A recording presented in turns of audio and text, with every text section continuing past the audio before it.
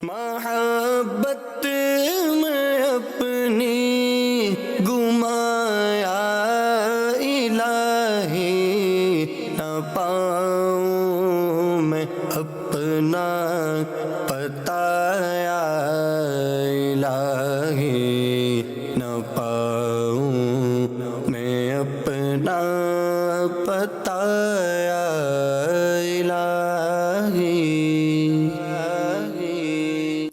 الحمدللہ رب العالمین والصلاة والسلام علی سید المرسلین، اما بعد فاعوذ باللہ من الشیطان الرجیم، بسم اللہ الرحمن الرحیم۔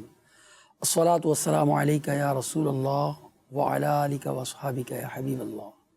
الصلاة والسلام علیکہ یا نبی اللہ وعلی آلکہ واصحابکہ یا نور اللہ۔ بہت پیاری حدیث مدنی چینل کے ناظرین، فضیلت درود کے باب میں آپ کی خدمت میں پیش کرتا ہوں۔ ممکن آپ نے پہلے بھی سنی ہو، ثواب کی نیت سے پھر نبی پاک کا فرمان سنیں۔ اچھا، ان فرمان جو نبی پاک پر درود پاک پڑھنے کے فرامین پیش کیے جاتے ہیں درود شریف کے فضیلت کے باب میں، اس کا ایک مقصد یہ بھی ہوتا ہے کہ ہم درود پاک کی فضیلت سن کر اس پر عمل پیرا ہوں، درود پاک کی کثرت کریں۔ ایک صحابی رسول جن کا نام ہے سیدنا حضرت ابی بن کعب رضی اللہ تعالیٰ، انہوں نے سرور کائنات صلی اللہ علیہ وسلم کی جناب میں عرض کیا، یا رسول اللہ میں آپ پر بہت درود شریف پڑھتا ہوں، آپ بتا دیجئے کہ دن کا کتنا حصہ درود خوانی کے لیے مقرر کروں، کتنا درود پڑھوں دن میں؟ تو نبی پاک علیہ الصلوۃ والسلام نے ارشاد فرمایا کہ ما شئت، یعنی تم جس قدر چاہو مقرر کر لو۔ پھر عرض کیا کہ دن رات کا چوتھائی حصہ میں درود پڑھتا رہوں، اس کے لیے مقرر کر لوں؟ تو ارشاد فرمایا نبی پاک علیہ الصلوۃ والسلام نے کہ تم جس قدر چاہو مقرر کر لو، ہاں اگر تم چوتھائی سے زیادہ حصہ مقرر کر لو گے تو تمہارے لیے بہتر ہوگا۔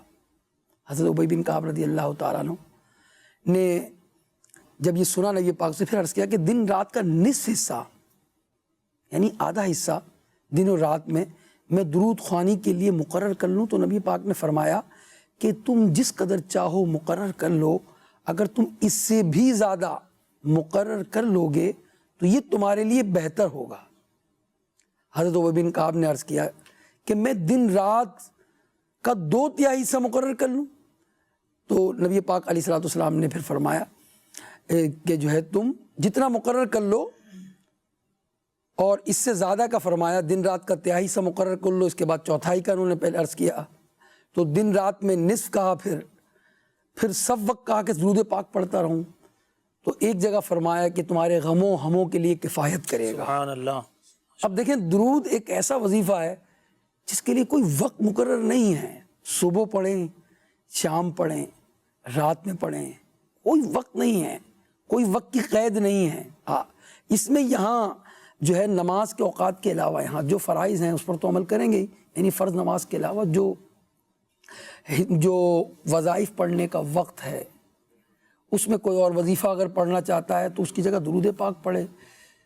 اگر یہ پڑھے گا اور اس کی کثرت کرے گا، سارا حصہ، سارا وقت اگر درود پاک پڑھنے کے لیے اگر وہ صرف کر دیتا ہے تو اس کے غم بھی دور ہوں گے، پریشانیاں اور بلائیں بھی اس کی ٹل جائیں گی۔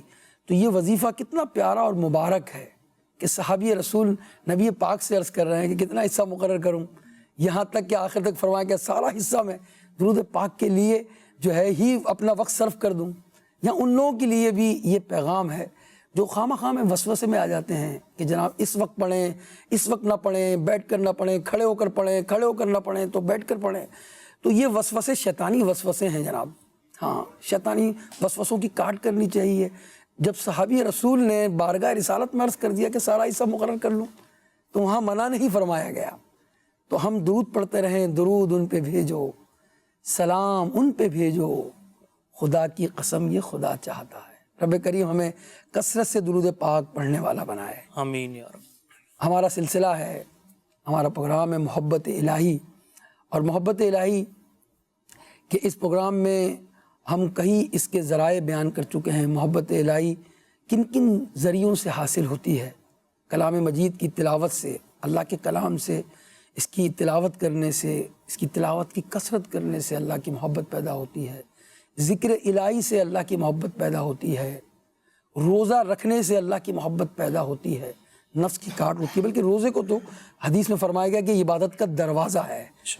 تو یہ روزہ ہے، نماز ہے، ذکر الہی ہے، قرآن مجید ہے، یہ ذرائع ہیں اللہ کی محبت کے پانے کے۔ اللہ ہمیں اپنی سچی محبت عطا فرمائے، اور جو اللہ کے بندے جو اللہ سے محبت کرتے ہیں، جو اللہ کی محبت کی چاشنی پاتے ہیں، وہ بیگانے ہو جاتے ہیں لوگوں سے۔ وہ ایک شعر عجب چیز ہے، دو عالم سے کرتی ہے بیگانہ دل کو، عجب چیز ہے لذت آشنائی۔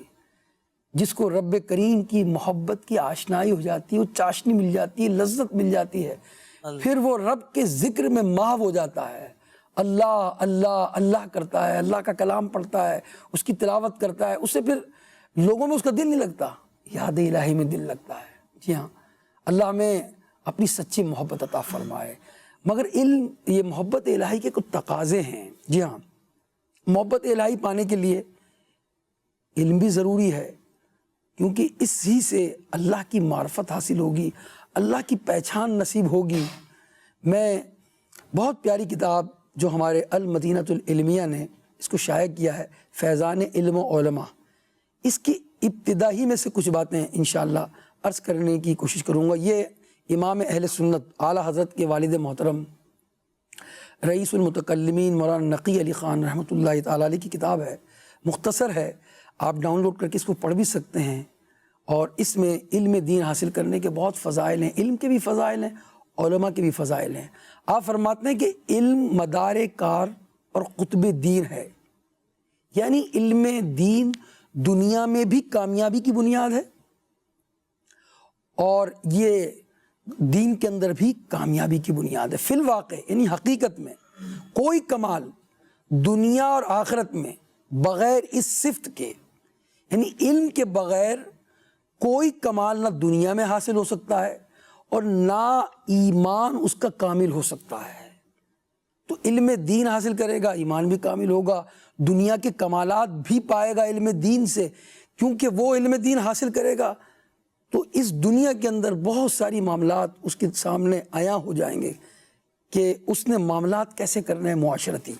تو علم ضروری ہے اللہ کی پہچان حاصل کرنے کے لیے، اللہ کی معرفت پانے کے لیے۔ علم گویا زندگی ہے اور جہالت گویا موت ہے، علم کامیابی ہے اور جہالت ناکامی ہے۔ فرمایا کہ علم جو ہے وہ زندگی کا باعث ہے، بلکہ عین زندگی ہے، عین حیات ہے، اور جہل یعنی جہالت یہ موت کا سبب ہے، بلکہ فرمایا اس کو موت فرمایا گیا۔ فرمایا کہ اگر خدا تعالیٰ کے نزدیک کوئی شے، بہت اہم بات کرنے لگا ہوں مدنی چینل کے ناظرین، اللہ کے نزدیک کوئی شے علم سے بہتر ہوتی تو آدم علیہ السلام کو مقابلہ ملائکہ میں، یعنی فرشتوں کے مقابل میں نہ دی جاتی، یعنی اگر کوئی اور شے ہوتی تو، یعنی علم ہی ایسی بڑی شے ہے۔ تسبیح اور تقدیس یعنی اللہ کی پاکی بیان کرنا وہ فرشتوں کو دی گئی، مگر علم الاسماء جو ہے وہ آدم علیہ السلام کو دیے گئے۔ علم کا بڑا مرتبہ ہے، بڑی فضیلت ہیں، اور جو علم والے ہیں، امام غزالی رحمۃ اللہ علیہ نے تو فرمایا نا کہ عالم ہی انسان ہے۔ جس کو علم مل جاتا ہے، علم حاصل ہو جاتا ہے، وہ جان لیتا ہے، اور عالم ہی انسان ہے، اسے پتہ چل جاتا ہے۔ اور جو ڈرتے ہیں اللہ سے، اللہ کی جو معرفت رکھتے ہیں، وہ علماء ہیں، کیونکہ وہ قرآن پڑھتے ہیں، وہ حدیث پڑھتے ہیں، وہ دین کا علم رکھتے ہیں۔ ہمارے ساتھ آج مبلغ دعوت اسلامی مولانا محمد حنیف امجدی صاحب مدث اللہ علی تشریف فرمائے، انشاءاللہ ہم ان سے علم دین کے حوالے سے مدنی پھول لیں گے۔ ہمارے ساتھ ثنا خان، محمد حسان اتاری بھائی بھی موجود ہیں، انشاءاللہ ان سے ہم جو ہیں وہ حمدیہ کلام بھی سنیں گے، مناجات سنیں گے۔ ہنی بھائی کیا کہتے ہیں علم دین کے حوالے سے کہ علم سے کیا اللہ کی معرفت حاصل ہوتی ہے، علم سے محبت الہی حاصل ہوتی ہے، کیا کہیں گے اس بارے میں؟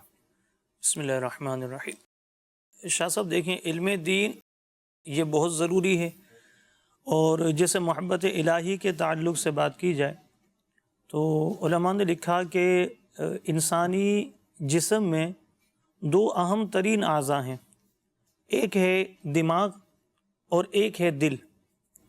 دماغ جو ہے وہ گویا کہ علم الہی کا برتن ہے، یعنی اس میں دین کا علم رکھا جائے، اور دل جو ہے یہ محبت الہی کا برتن ہے۔ سبحان اللہ۔ تو یعنی دل میں محبت الہی، یہ سرشار ہو دل محبت الہی سے، اور دماغ یہ علم دین سے سرشار ہو۔ کیوں؟ اس لیے کہ اگر یہ دونوں چیزیں اپنی اپنی جگہ پر توازن کے ساتھ ہوں گی، اور رب کی محبت بھی ہے اور دین کا علم بھی ہے، تو بندہ اس بات کو جانے گا، جیسے علماء نے مثال دی کہ ایک ہے سخاوت اور ایک ہے اسراف۔ اب سخاوت بندہ کر رہا ہے اور اس میں ایسی جگہ خرچ کر دیتا ہے شریعت کو جو مطلوب نہیں ہے، جس کی مذمت بیان کی گئی، وہ اسراف کے زمرے میں آئے گا یا سخاوت کے زمرے میں آئے گا؟ یہ اس کو تمیز کر کے دے گا یہ علم۔ اگر علم ہے تو وہ یہ تمیز کرے گا کہ یہ میں جو رقم خرچ کر رہا ہوں یہ سخاوت کے زمرے میں جا رہی ہے، یا یہ میرے پاس سے جو رقم خرچ ہو رہی ہے، میرے جیب سے جو رقم جا رہی ہے، وہ اسراف کے زمرے میں ہے۔ تو یہ دین کا علم جو ہے وہ اللہ کی معرفت بندے کو دلاتا ہے، دین کا علم اس سے رب کی پہچان نصیب ہوتی ہے، دین کا علم یہ قرآن اور حدیث کو جاننے والا وہ رب کو جانے گا، وہ اللہ کی قدرت کی نشانیاں دیکھے گا، رب کی معرفت اسے حاصل ہوگی، اور وہ دیکھے گا کہ جو یہ خارجی نعمتیں ہیں، چاند ہے، سورج ہے، یہ دیگر ہوائیں ہیں، اور دیگر جو خارجی نعمتوں کے ساتھ ساتھ اللہ نے ہمیں داخلی نعمتیں بھی بہت ساری دی ہیں۔ ہمارے اعضاء کی سلامتی ہے، ہماری آنکھیں ہیں، ہمارے کان ہیں، اور پھر علم کو اتنا بڑا مرتبہ دیا۔ علماء نے بڑی پیاری بات دی، بڑی پیاری مثال دے کر ارشاد فرمایا کہ علم جو ہے دماغ سے حاصل ہوتا ہے، یعنی دماغ میں اس کی باتیں پہنچتی ہیں، نظروں کے ذریعے علم حاصل ہوتا ہے، دیکھ کر بندہ جو ہے وہ کتاب پڑھتا ہے تو اس سے علم کا خزانہ لیتا ہے، زبان سے سن کر، زبان سے بول کر وہ علم کی تکرار کرتا ہے تو علم حاصل ہوتا ہے، کانوں سے سن کر وہ علم کو حاصل کرتا ہے۔ تو یہ سارے اعضاء کہاں لگے ہوئے ہیں؟ یہ انسان کی باڈی کے اوپر کی طرف میں لگے ہوئے ہیں، ظاہری ہے، یہ ظاہری اعضاء بھی نظر آتے ہیں، طرف لگے ہوئے ہیں۔ جی ہاں۔ اور جو پاؤں ہے، جو ہاتھ ہے، جو دیگر مزدور اعضاء جس کو کہا گیا، یہ نیچے کی طرف میں ہے۔ یعنی علم اتنا بلندی والا ہے، اتنا رفعت والا ہے کہ اس کو حاصل کرنے کے جو ذرائع انسان کے جسم میں لگے ہوئے ہیں وہ بھی بلندی کی طرف لگے۔ سبحان اللہ۔ یعنی دماغ جو ہے انسان کا ہے وہ ایسے مقام پر ہے کہ جہاں پاؤں ہے وہاں نہیں ہے۔ جی۔ تو اعلیٰ چیز حاصل کرنے کے لیے جو چیز کا ذریعہ بن رہی ہے نا، اس کو بھی اللہ نے اعلیٰ مقام پر رکھا ہوا ہے۔ سبحان اللہ۔ وہ میں ایک فارسی کا ایک شعر تھا، ایک مصرع تھا کہ بے علم نتواں خدا را شناخت، یعنی بغیر علم کے خدا کو پہچان نہیں سکتے۔ اللہ اکبر۔ تو معلوم ہوا کہ علم دین جو ہے، علم سے ہی خدا کی شناخت ہوگی، خدا تبارک و تعالیٰ کی معرفت پیدا ہوگی۔ جاہل شخص، بے علم شخص خدا کے بارے میں، خدا کی صفات کے بارے میں کیا جانتا ہے؟ اس کو پتہ نہیں ہے۔ اور جو علم حاصل کرے گا، اب بحر شریعت کا جو پہلا حصہ ہے جس میں اللہ تبارک و تعالیٰ کی صفات کا بیان ہے، جس کے اندر پہلے حصے کے اندر یہ ہے جو عقائد کا جہاں بیان اس کے ابتدا میں، تو اب جو ہے جب ہم وہ پڑھتے ہیں تو رب تبارک و تعالیٰ جس طرح ہم گفتگو کرتے ہیں، جس طرح ہماری آواز ہے، اس طرح کی آواز سے وہ پاک ہے۔ جہاں کئی احادیث میں جو ہے وہ ہاتھ کا ذکر بھی آیا تو اس سے مراد یہ ہاتھ نہیں ہے۔ اللہ تعالیٰ اس طرح کے ہاتھ سے، اس طرح کے پاؤں سے، اس طرح کی آواز سے، اس سے اللہ پاک ہے۔ علم والا ہی جان سکے گا کہ رب تبارک و تعالیٰ کی صفات جس کا بیان کیا گیا علماء نے اپنی کتابوں کے اندر، اور باقاعدہ یہ علم پڑھایا جاتا ہے نا، علم العقائد کے اندر یہ پڑھایا جاتا ہے، اور ہمیں بھی پڑھنا ہے۔ بنیادی عقائد تو ہم نے سیکھنا ہی ہے کہ اللہ کے بارے میں ہاں ایک مسلمان کا کیا عقیدہ ہونا چاہیے، اور پھر اس کے ساتھ ساتھ نبیوں کے بارے میں کیا عقیدہ ہونا چاہیے، اللہ کی کتاب کے بارے میں کیا عقیدہ ہونا چاہیے، اللہ کے فرشتوں کے بارے میں کیا عقیدہ ہونا چاہیے۔ علم کے بغیر خدا کی پہچان نہیں ہو سکتی اور بندہ معرفت حاصل نہیں کر سکتا۔ کیا کہتے ہیں اس بارے میں؟ بابو، علم کے بغیر اللہ کی معرفت نہیں ہو سکتی۔ اس پر امام اہل سنت مجدد دین و ملت مولانا شاہ امام احمد رضا خان رحمۃ اللہ تعالی علیہ نے بڑی پیاری بات، بڑا پیارا واقعہ جو امیر اہل سنت نے اپنی کتاب میں بھی بیان کیا ہے کہ وہ شیطان جو ہے وہ تخت لگاتا ہے اور وہ اپنے چیلوں سے سنتا ہے کارگزاریاں، بھئی کیا کیا تم لوگوں نے کی ہیں۔ تو اب وہ آ کر لوگ اپنے اپنا بتاتے ہیں، شیطان کے جو چیلے ہیں، کہ ہم نے یہ کام کر دیا، ہم نے یہ گناہ کروا دیا، ہم نے یہ وسوسے ڈال دیے. تو شیطان کسی کے لیے سب کی واہ واہ تو کرتا ہے، سب کو اپریشیٹ کرتا ہے، لیکن کسی کے لیے کھڑا نہیں ہوتا. ایک آتا ہے وہ کہتا ہے کہ میں نے ایک طالب علم دین کو دین کا علم سیکھنے سے روک دیا. تو کھڑا ہو کر اس سے ملتا ہے اور اس کی بڑی پذیرائی کرتا ہے.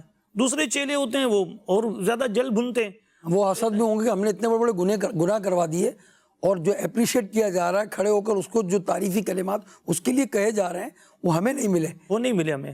تو اب وہ ظاہر ہے وہ شیطان ایک دوسرے سے بات کر رہے ہیں، ضروری جو اس کے چیلے ہیں، کہ یہ کیا، یہ اس کو جو نا اپریشیٹ کیا جا رہا ہے، اس کو مطلب وہ تعریفی کلمات کے ساتھ نوازا جا رہا ہے.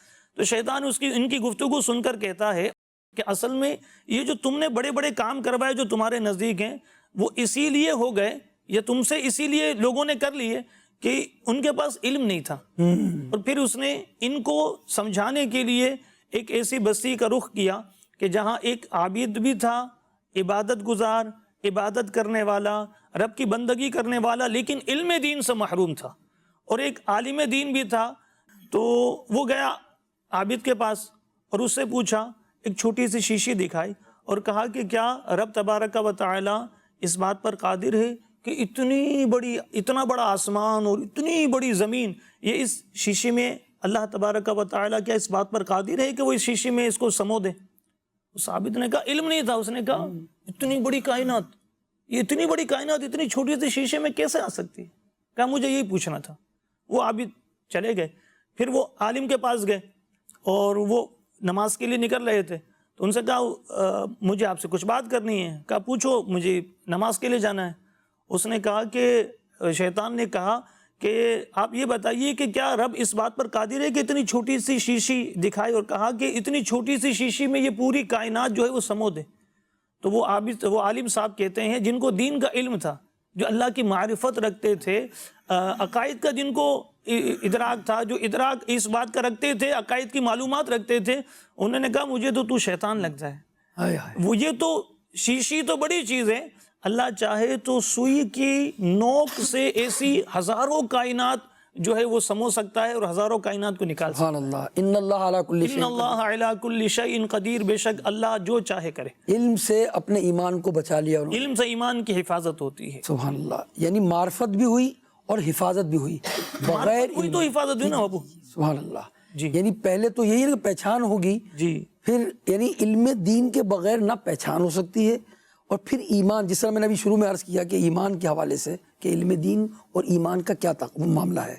تو ایمان کی پہچان کے لیے علم دین ضروری ہے. بالکل. اور جس طرح آپ نے بتایا کہ عابد اور ایک عالم کے متعلق، اب اس نے یعنی علم نہیں تھا، عبادت گزار تو تھا، اور جہالت نے اس کو ڈبو دیا، اور اس عالم کے علم نے اس کے ایمان کو بچا لیا. یہاں بھی واضح ہوتا ہے کہ اگر محبت الہی چاہیے، معرفت الہی چاہیے ہمیں، تو ہمیں علم حاصل کرنا ہوگا. اور کتنی پیاری حدیث ہے کہ نبی پاک علیہ الصلوۃ والسلام نے فرمایا کہ اللہ تبارک و تعالیٰ بڑا جواد ہے، سب سے زیادہ نوازنے والا ہے. اللہ. اور نبی پاک نے فرمایا اور میں سب آدمیوں میں بڑا سخی ہوں. سبحان اللہ. اور فرمایا میرے بعد ان میں بڑا سخی وہ ہے، میرے بعد ان میں بڑا سخی وہ ہے جس نے کوئی علم سیکھا پھر اس کو پھیلایا. سبحان اللہ. علم دین جو سیکھتا ہے اور پھیلاتا ہے اس کے لیے کیسی بشارت ہے کہ اس کو جو ہے وہ سخی کہا گیا ہے. تو علم کے بغیر مدنی چینل کے ناظرین اللہ تبارک و تعالیٰ کی محبت اور معرفت حاصل ہونا یہ نہیں ہو سکتی. اللہ کی صفات کو نہیں جان سکتا، اللہ کی معرفت حاصل نہیں ہو سکے گی تو اللہ کی پہچان نہیں کر سکے گا، اور اللہ تبارک و تعالیٰ کی عبادت بھی صحیح نہیں کر سکے گا. آئیے ہم ایک کلام ہمارے احسان بھائی سے سنتے ہیں. آج کا جو کلام ہے وہ حمدیہ کلام مناجات مفتی احمد یار خان نعیمی رحمۃ اللہ تعالیٰ علیہ کے دیوان سے لی گئی ہے، اور آپ کا تخلص سالک ہے، دیوان سالک سے یہ کلام لیا گیا ہے. انشاءاللہ الرحمن اللہ اس کے ذریعے ہمیں اپنی محبت عطا فرمائے، آمین. مناجات کی توفیق دے، ہمیں اپنے محبت کی چاشنی عطا فرمائے. آمین. آمین. تو رب ہے میرا میں بندہ تیرا، سبحان اللہ سبحان اللہ، تو رب ہے میرا میں بندہ تیرا، سبحان اللہ سبحان اللہ،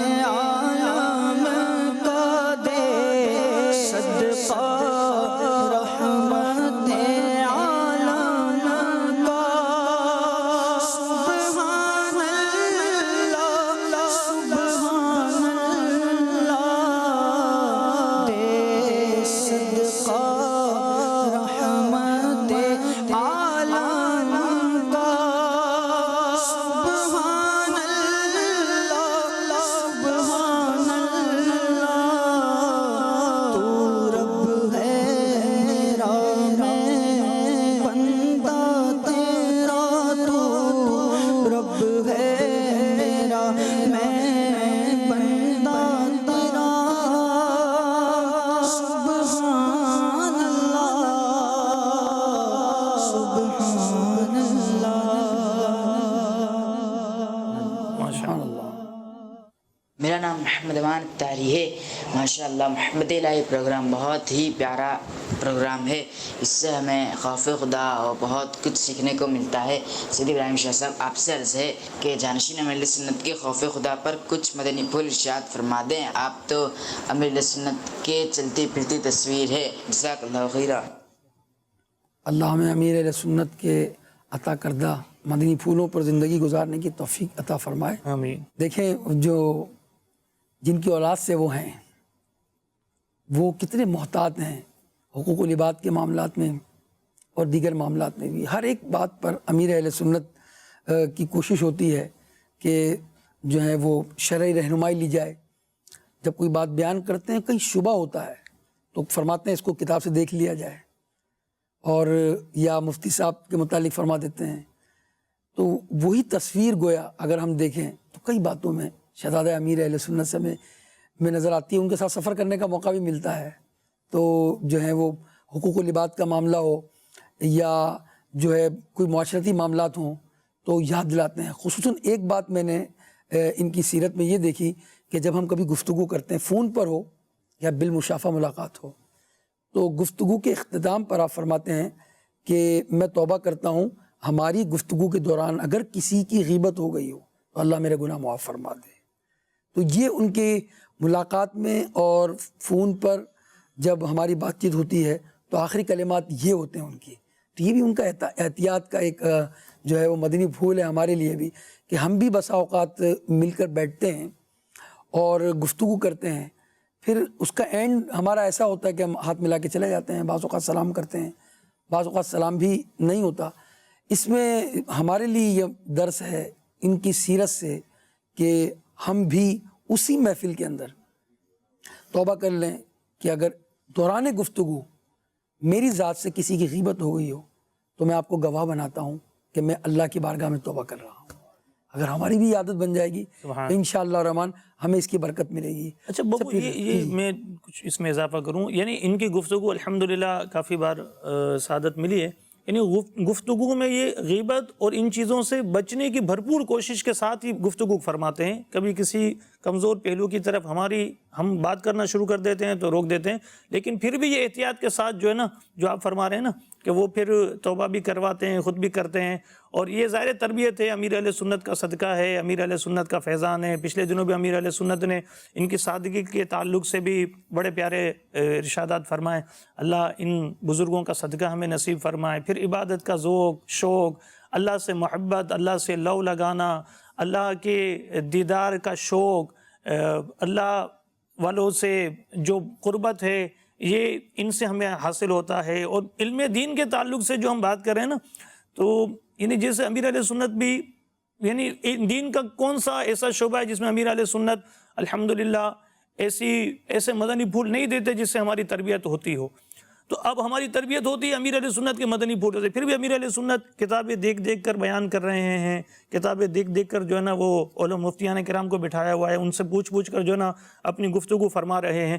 اور شہزاد حضور کو بھی یہ دیکھا، جانشین اتار کو بھی یہ دیکھا اسی انداز سے کہ وہ الحمدللہ حافظہ ان کا باپو آپ نے تو بڑی نشست ان سے برکتیں لی ہیں تو پتہ ہے کہ وہ حافظہ ان کا ماشاءاللہ اللہ نے ایسا لاجواب دیا ہے کہ کوئی بات وہ 90s کی ہوتی ہے، 80 کی ہوتی ہے تو وہ بتا رہے ہوتے ہیں کہ یہ 88 میں ہوا تھا، یہ 89 میں ہوا تھا، یہ 90 کے بعد ہوا تھا. تو یہ ساری باتیں الحمدللہ ان کی سیرت کے ہیں. اور یہ جو پہلو آپ نے بیان فرمایا اللہ ہم سب کو نصیب فرمائے. علم دوست ہیں جی. اور امیر اہل سنت کی ذات میں بھی علم ہی کی بات ہو رہی ہے نا، علم ہی سے معرفت حاصل ہوتی ہے اور خدا کی پہچان نصیب ہوتی ہے.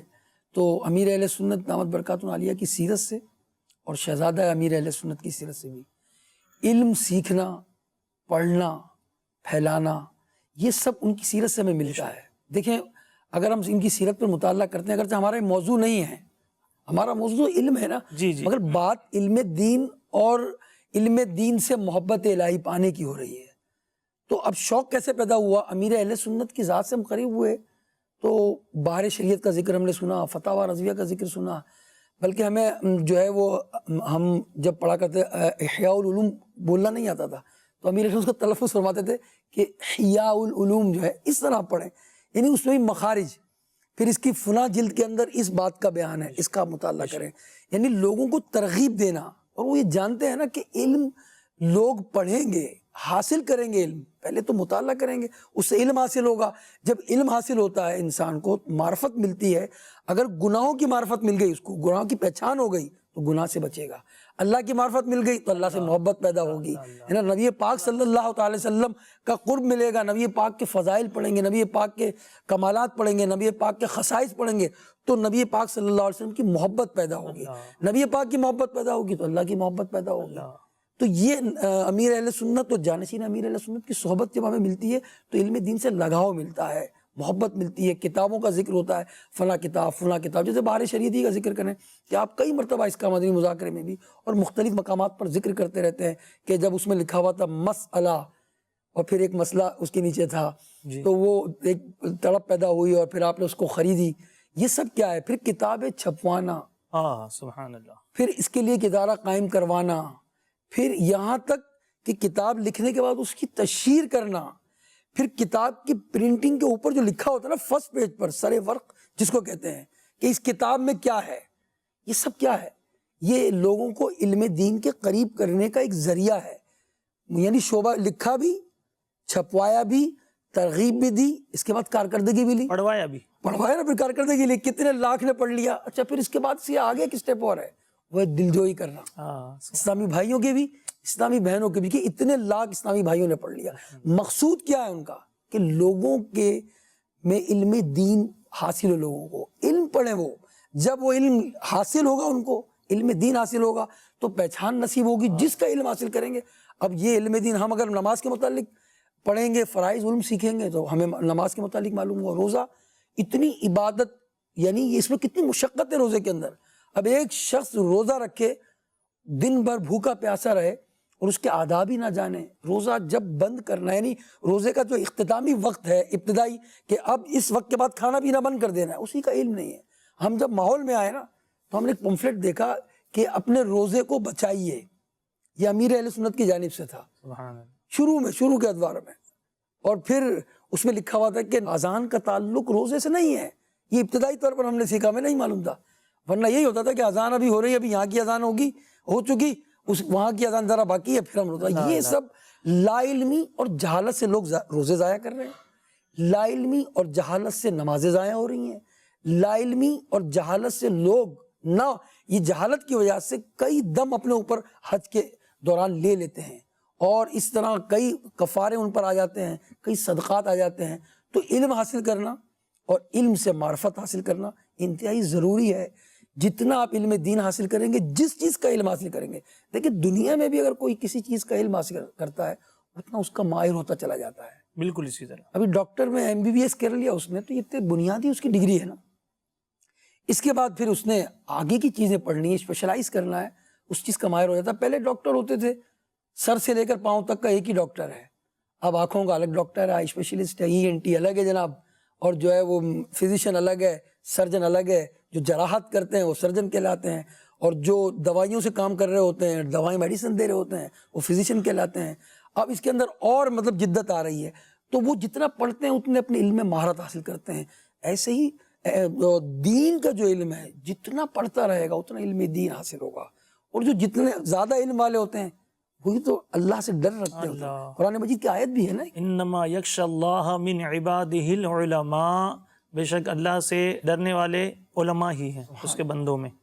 جو جتنا اس کو اللہ کی اس کی معرفت ہوگی، علماء کو جتنی معرفت ہے ایک عام آدمی کو نہیں ہوگی نا. وہ جانتا ہے، اس نے قرآن پڑھا ہے، قرآن حدیث اور دیگر کتبیں پڑھی ہیں انہوں نے، اس کے بعد ان کو جتنا علم حاصل ہو گیا ہے اب وہ جانتے ہیں گناہ کبیرہ کیا ہے، گناہ صغیرہ کیا ہے، ان کی اقسام کیا ہے، اور کس گناہ صغیرہ کی بعض گناہ ایسے ہیں نا کہ ان کی تکرار کر، اس کی کثرت کرنے سے پھر اس کے احکامات بدل جاتے ہیں. تو یہ عالم جانتا ہے نا، پھر وہ اپنے آپ کو بچائے گا کیسے. تو علم والے بچ جائیں گے اگر وہ کوشش کریں گے تو، کیونکہ ان کے پاس علم ہے. اور جس کے پاس علم نہیں ہے وہ اس جو ہے گڑھے میں گر سکتا ہے. امام غزالی رحمۃ اللہ تعالیٰ نے اپنی کتاب منہاج العابدین میں جو ہے وہ پورا اگر ہم دیکھیں کہ یوں سمجھ لیں کامیابی کے راستے بیان کیے ہیں کہ بندہ جو ہے وہ اللہ کی بارگاہ میں توبہ کرے اور پھر اس کے بعد علم حاصل کریں. یہاں بھی علم کا ذکر کیا. بغیر علم کے وہ عبادت کامیاب عبادت نہیں کر سکتا. پھر عبادت کرے گا, پھر جو گھاٹیاں آئیں گی اس کو علم سے ہی دور کر سکتا ہے اور عمل سے دور کر سکتا ہے. تو علم ضروری ہے, علم حاصل کرنا ضروری ہے, اور علم سے معرفت حاصل ہوتی ہے. اچھا یہاں لوگ علم, تو ہم جب لوگوں سے بات کرتے ہیں تو لوگ کہتے ہیں ہم علم تو حاصل کر رہے ہیں, میں پی ایچ ڈی کر رہا ہوں, میں نے ایم فل کیا ہوا ہے, میں جو ہے وہ فلاں فلاں میرے پاس ڈگریاں ہیں. تو یہاں حنیف بھائی کیا فرمائیں گے آپ کہ جو علم سے اللہ کی معرفت حاصل ہوتی ہے, کیا یہ علوم مراد ہیں اس سے, ایم فل کرنا یا پی ایچ ڈی کرنا؟ اگرچہ کہ یہ علم جو لوگ طب کا علم حاصل کر رہے ہیں برا تو نہیں ہے کہ لوگوں کی خدمت کر رہے ہیں, مگر اس سے کیا اللہ تعالیٰ کی معرفت حاصل ہوگی پی ایچ ڈی کرنے سے اس کو, اگر وہ دنیاوی علوم حاصل کر رہے ہیں تو؟ وہ دیکھیں علم جو فضائل بیان ہوئے نا احادیث میں علم دین حاصل کرنے کے, علم کے کہ فرشتے ان کی راہوں میں اپنے پر بچھا دیتے. سبحان اللہ. تو اس علم سے کیا مراد ہے؟ دیکھیں یہ شاہ صاحب, یہ جو ہے نا جو دینی علم ہے نا اسی کی پذیرائی ہے, اسی کی فضیلت ہے. اگرچہ جو دنیاوی علوم ہیں یہ اس کی خادم ہیں, یعنی جو رب کی معرفت کروا دے یا رب کی معرفت سے قریب کر دے, تو پھر ایسے علم کی جو ہے نا, یعنی یہاں یہ علم مراد نہیں ہے. جیسے یہ لکھا گیا کہ علم دین جو قرآن مجید اور حدیث شریف سے تعلق رکھتا ہے اس کی دو قسمیں ہیں. ایک وہ کہ جس پر قرآن پاک, قرآن اور حدیث کے سمجھنے کا دار و مدار ہے, جیسے لغت ہے, نحو ہے, صرف ہے, ان سب کا علم. اور دوسرے وہ جو عقیدے, عمل اور اخلاق سے تعلق رکھتا ہے. ان کے علاوہ ایک علم اور ہے جو ایک نور ہے, اس سے اللہ تبارک و تعالیٰ کی معرفت حاصل ہوتی ہے. اس کو علم حقیقت کہتے ہیں. قرآن اور حدیث میں جس علم کی فضیلت بیان کی گئی ہے وہ حسب درجہ علم کی ان تمام قسموں کو شامل ہے.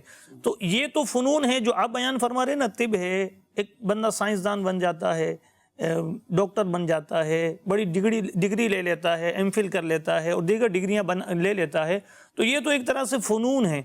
اور دین کا علم جو ہے نا وہ یہاں ہماری جو گفتگو نا وہ دین کے علم سے تعلق ہے اس کا, اس لیے کہ دین کا علم ہی اسے رب کی معرفت دلائے گا. دین کا علم ہی اسے جب رب کی معرفت دلائے گا تو پھر وہ اللہ کی محبت سے سرشار ہو جائے گا.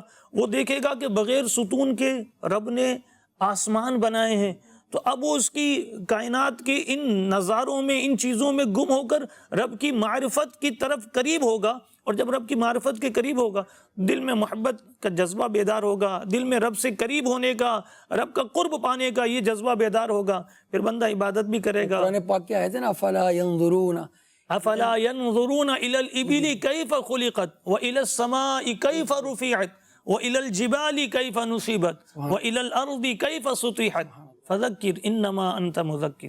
کہ یہ چیزیں جو بیان کی گئیں, اونٹ کو بیان کیا گیا, اسی طرح آسمان کو, اسی طرح پہاڑ کو, اسی طرح زمین کو, کہ اس میں بندہ غور کرے کہ یہ کیسے رب تبارک و تعالیٰ کی قدرت کی نشانیاں ہیں. ہمارے پاس کالز بھی ہیں. جی کیا پوچھنا چاہتے ہیں ناظرین؟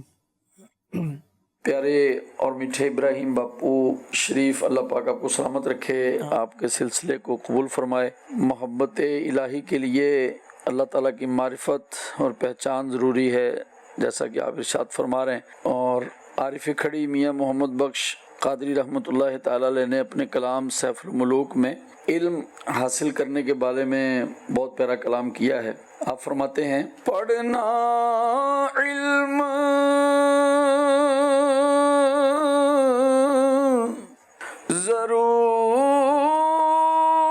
ضرور بندے نو کیتا فرض الہی,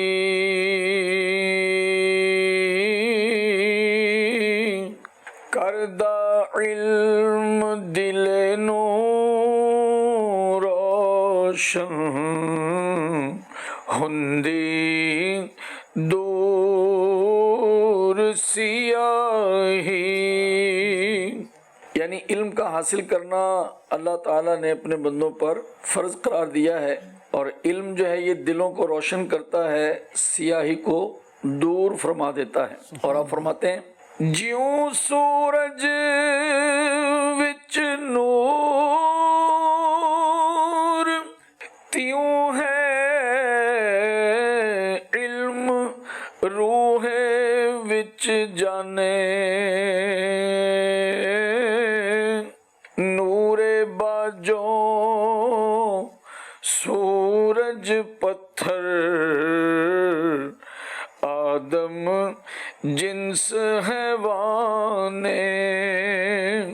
یعنی جس طرح سورج میں نور روشنی ہے، بالکل اسی طرح علم سے روح اور جان میں بھی اجالا ہے، یا روح میں جان اسی علم کی وجہ سے ہے۔ نور کے بغیر سورج بھی پتھر ہے اور علم کے بغیر انسان بھی گویا حیوان ہے۔ اللہ تعالیٰ آپ کے سلسلے کو قبول فرمائے، مجھ گناہگار کے لیے بھی دعا فرمائے۔ اللہ تعالیٰ امیر اہل سنت کے صدقے میں اپنی محبت ہمیں عطا فرمائے، ہمارے بال بچوں کو اپنی محبت عطا فرمائے، مدنی چینل کو سلامت رکھے۔ آمین آمین آمین۔ ہمارے منیر بھائی اکاڑا سے جو ہے وہ ماشاءاللہ ہمیں میاں میر محمد صاحب کا کلام، اور اس میں بھی علم دین کے متعلق سبحان اللہ، جو ہے وہ ذکر تھا۔ ایک شعر ہے ابو، رہتا ہے نام علم سے زندہ ہمیشہ داغ، رہتا ہے نام علم سے زندہ ہمیشہ داغ، اولاد سے تو بس یہی 2 پشت 4 پشت۔ اعلیٰ حضرت رحمۃ اللہ تعالیٰ علیہ کو تقریباً 100 سال سے اوپر ہو گیا، دنیا سے تشریف لے گئے۔ امام بخاری کا یوم ولادت 13 شوال المکرم بیان کیا جاتا ہے، تو وہ ان کو صدیاں بیت گئیں، آج ان کا تذکرہ تو ہم جانتے ہیں، ان کی باتیں بھی کرتے ہیں، کیونکہ علم سے قریب تھے، اللہ کی معرفت وہ رکھتے تھے، اللہ سے محبت رکھتے تھے۔ ہم اپنے دادا، بہت زیادہ پردادا، پھر اس سے اوپر کی طرف کی جو ہمارے نسب ہیں ہم جیسوں کے، تو ہمیں نہیں پتا ہوتا، وہ 100 سال پہلے عموماً ہم اپنے معاشرے میں دیکھیں نا، پوچھ لیں گے اگر ہم تو بس دادا پردادا، اس سے آگے نہیں معلوم لوگوں کو۔ اچھا، وہ جو آپ نے بات جس شعر میں بیان فرمائی، واقعی علم ایسی چیز ہے نا، اس سے شناخت ہے، شناخت ہے۔ اعلیٰ حضرت کی شناخت کس سے ہوئی نا؟ سبحان اللہ، عشق رسول سے ہوئی، علم سے ہوئی، اور آپ اپنے وقت کے اندر آپ نے جو یہ کام کر کے اس امت کے لیے دیا، امام بخاری نے حدیثوں کو جمع کر کے اس امت پر جو احسان فرمایا، آج انہی کی ہم کتابیں پڑھ رہے ہیں، امام مسلم کا نام لے رہے ہیں۔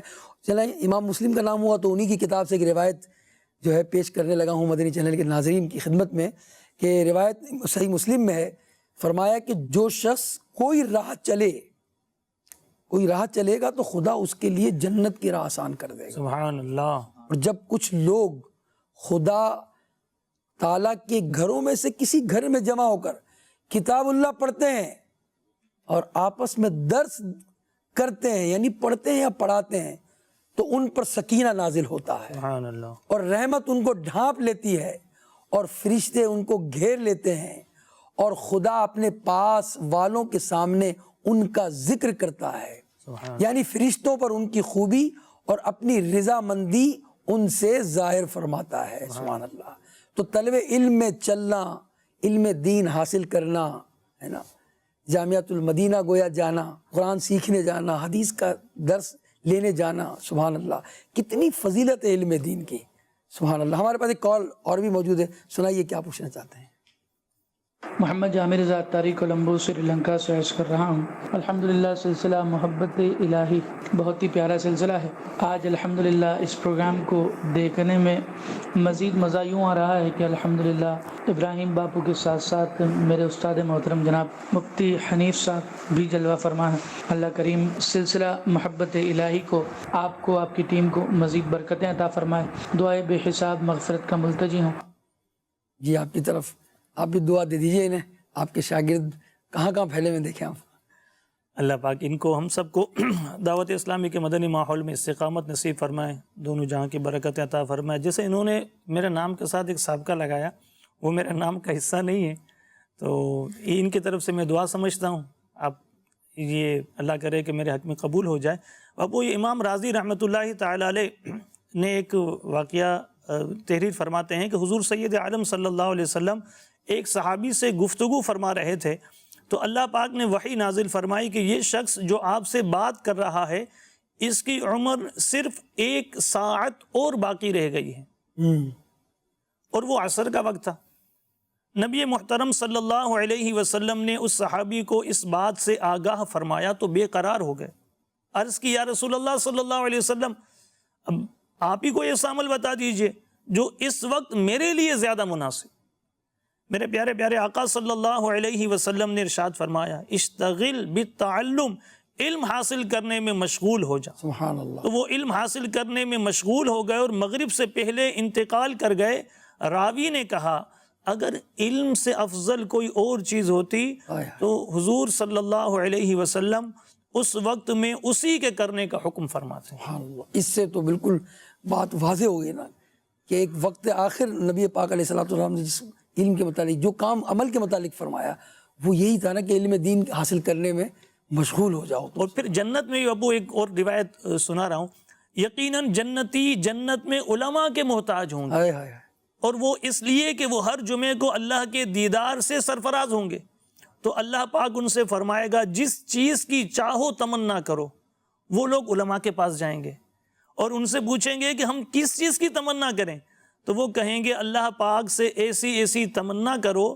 تو جنتی جنت میں عالموں کے محتاج ہوں گے جیسا کہ دنیا میں وہ ان کے محتاج ہیں. سبحان اللہ. یعنی علم والوں کے محتاج، علم والوں کی ضرورت جنت میں بھی پڑے گی. بالکل کہ جنت میں کیا چیز مانگی جائے گی وہ عالم سے پوچھ کر ہم کیا چیز ہمیں اللہ سے طلب کرنی ہے. علماء کی مدد یعنی جنت میں بھی ہمیں رہے گی. اللہ تعالیٰ تمام علماء اہل سنت کا سایہ ہم پر دراز فرمائے. امیر اہل سنت کا کتنا بڑا فیضان ہے کہ عالموں سے محبت کے لیے بھی مدنی مذاکرے میں ہمیں جو ہے امیر اہل سنت کے کلام سے، امیر اہل سنت کی گفتگو سے یہ محبت جھلکتی ہے.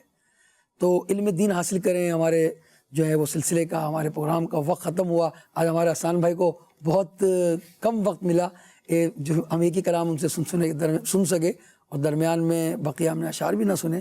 تو اللہ رب کریم سے دعا ہے کہ ہمیں علم دین حاصل کرنے والا بنائے. آمین. میں آخری مدنی چینل کو یہ پیغام، مدنی چینل کے ناظرین کو یہ پیغام دینا چاہتا ہوں. دیکھیں علم دین حاصل کر کے بندہ رب کی معرفت پہچان اور رب تبارک و تعالیٰ نے جو فرائض بندوں پر رکھے ہیں نماز کی صورت میں، روزے کی صورت میں، اور جو ہے جب اس کے پاس مال آ جائے اور وقت آ جائے تو حج کی صورت میں، ان تمام کے لیے علم دین حاصل کرنا ضروری ہے. پھر بنیادی عقائد، رب تعالیٰ کے بارے میں کیا عقیدہ ہونا چاہیے، نبیوں کے بارے میں کیا عقیدہ ہونا چاہیے، فرشتوں کے بارے میں کیا عقیدہ ہونا چاہیے، اور اللہ کی کتاب کے بارے میں، اللہ کی کتابوں کے بارے میں، کلام اللہ کے بارے میں کیا عقیدہ ہونا چاہیے. یہ خود تو سیکھنا ہی ہے، اپنی اولادوں کو بھی سکھانا ہے. کہیں ایسا نہ ہو کہ ہم جہالت میں ہی دنیا سے چلے جائیں اور ہمیں معلوم نہ ہو. اس کے لیے کوشش کیجئے. الحمدللہ دعوت اسلامی نے ایسے کئی ذرائع پیدا کر دی ہیں آپ سب کے لیے. جامعۃ المدینہ میں عالم کا کورس ہوتا ہے. اگر آپ جامعۃ المدینہ تک نہیں پہنچ سکتے تو آن لائن پڑھ سکتے ہیں. آج سہولت ہے، آپ دنیا کے کسی خطے میں ہوں، آپ ویب سائٹ کو وزٹ کریں اور آن لائن آپ درس نظامی کر سکتے ہیں، آن لائن آپ فرض علوم سیکھ سکتے ہیں، آن لائن آپ بہار شریعت کا کورس کر سکتے ہیں، آن لائن آپ حج پر جا رہے ہیں اگر آپ، اور آن لائن آپ حج کے مناسک سیکھ سکتے ہیں، طریقہ سیکھ سکتے ہیں آپ آن لائن حج کا، تو پھر آپ حج کریں گے. تو ایسے بہت سارے کورسز دعوت اسلامی کرا رہی ہے. تو ہم تو مائل بکرم ہیں، کوئی سائل بھی تو ہو. تو کوشش کیجئے آپ. اور آپ قرآن پاک اگر نہیں پڑھے ہوئے تو آن لائن قرآن پاک پڑھ لیں تجوید کے ساتھ. جی ہاں، تو آپ قرآن پاک بھی پڑھ سکتے ہیں، آپ حدیث بھی پڑھ سکتے ہیں، آپ عالم بھی بن سکتے ہیں، مگر آپ کو کوشش کرنی ہوگی.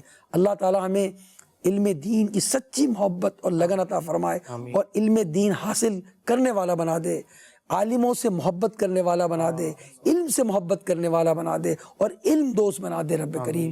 آمین بجاہ النبی الامین صلی اللہ علیہ وسلم. صلو علی الحبیب صلی اللہ تعالی علی محمد. محبت میں اپنی گمایا الہی، نہ پاؤں میں اپنا پتایا الہی، نہ پاؤں میں اپنا پتایا